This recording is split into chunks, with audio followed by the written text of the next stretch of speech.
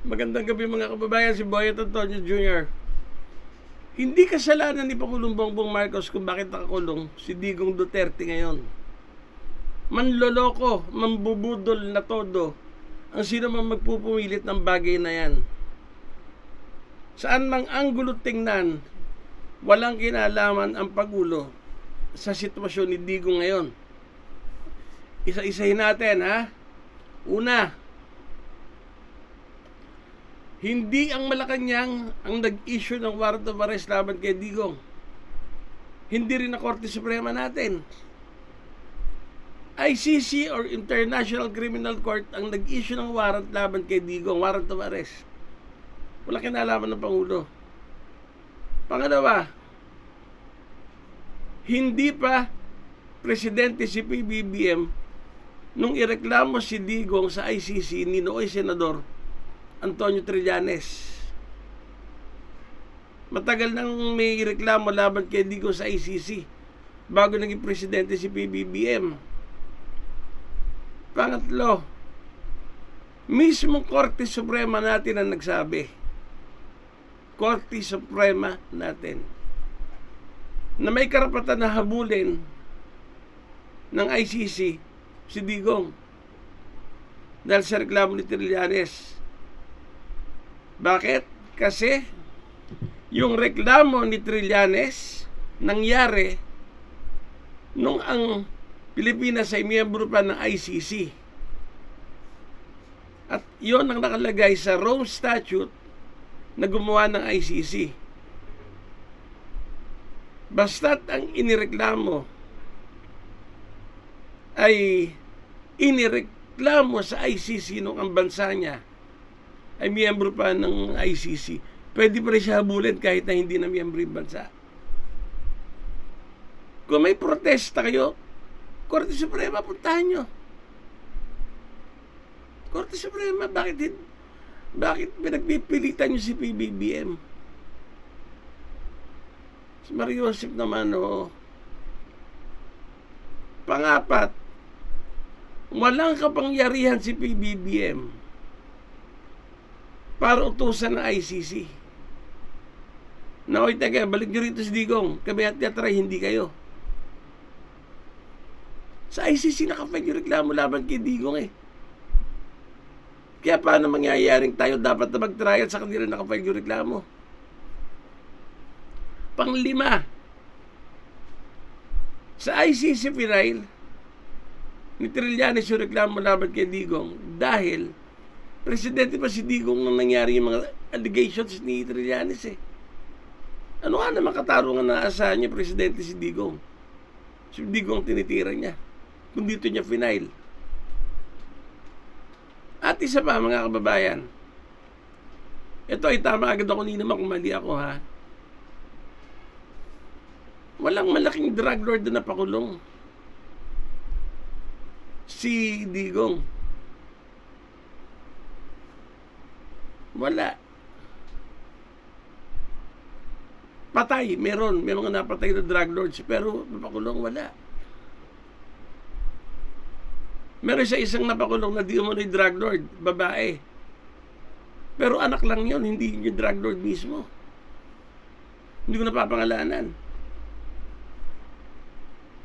At yung di umano'y number 1 drug lord na si Digong ang presidente, ang ginagamit na pangalan ay Peter Lim. Di umano number 1 drug lord. Hindi nahuli yun hanggang sa bumaba sa pagka-presidente si Digong. Hindi nahuli yun. In fact, may mga lumabas pa, mga litrato noon na kasama ni Digong, body-body sila sa litrato ng Peter Lim nga. And nasangkot sa smuggling na illegal na droga, nasangkot di umano kasama sa smuggling ng illegal na droga si Pulong Duterte at ang asawa ni Sara Duterte Carpio na si Mans Carpio, di umano. Wala namang narating yung issue na yun Hindi naman umabot sa husgado yun. Inibestigahan, sandali lang. Nawala na parang bula. Bakit hindi sa ICC magrereklamo? Kaya kayo mga manloloko, kayo mga mambubudol, ha? Magreklamo kayo sa ICC, hindi dito. Ulitin ko, saan mang anggulo tingnan, walang kinalaman si PBBM sa pagkakakulong ni Digo ngayon. At walang kapangyarihan si PBBM bilang presidente ng Pilipinas na utusan mga ICC na, oy ICC, balik niyo muna sa amin si Digo, kami na magtatrial. Ako magtatry sa kanya. Walang power ang presidente ng Pilipinas o ang Korte Suprema ng Pilipinas sa ICC. Hindi nila pwede diktahan. Kaya mga panatiko ni Digo, magtanong kayo sa mga kilala nyo, abogado, physical, judge, justice, magtanong kayo kung tama yung sinabi ko. Kaya harinawa, ha? Huwag kayo magpabudol ng todo-todo, kayo mga panatiko ni Digo, ha? Huwag kayo magpabudol ng todo-todo na kasalanan ni PBBM ang lahat, etc., etc. Bago nyo siraan si PBBM, debatihin nyo muna Supreme Court. Sige, tingnan natin. Debatihin nyo muna. Bakit sila nagdesisyon ng gano'n noong 2021? 2021 na presidente pa si Digo, hindi pa si PBBM ang presidente. Tanungin nyo sa Supreme Court, debatihin nyo sa Supreme Court na bakit gano'n ang ginawa nila. Na kahit na hindi na miyembro ng ang ICC ang Pilipinas, pwede pang habulin na ICC si Digo. Aber. At ang mas maganda, kayo mga pinagpipilitan nyo na talagang si PBBM lang may kasalanan, wala na iba, asin mga bulag pipi at bingi kayo. Ang utak nyo may nagkokontrol ng si PBBM lang ang masama, wala na iba. Baka kayo kaya nyo magpaliwanag.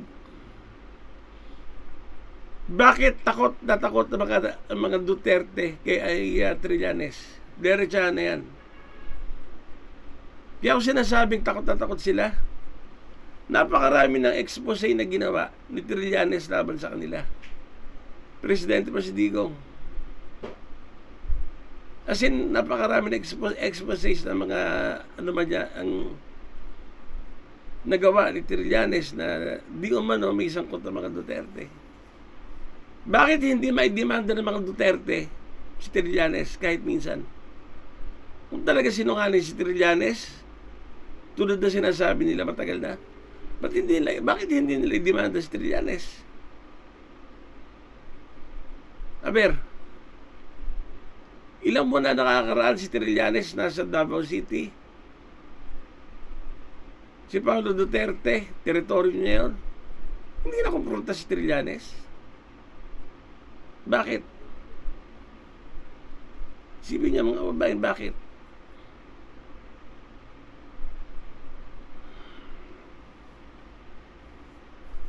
Ulitin ko, bago tayo magtapos, kahit na saan daanin, kahit na saan anggulo tingnan, hindi kasalanan ni PBBM kung bakit nakakulong si Digo ngayon, ha?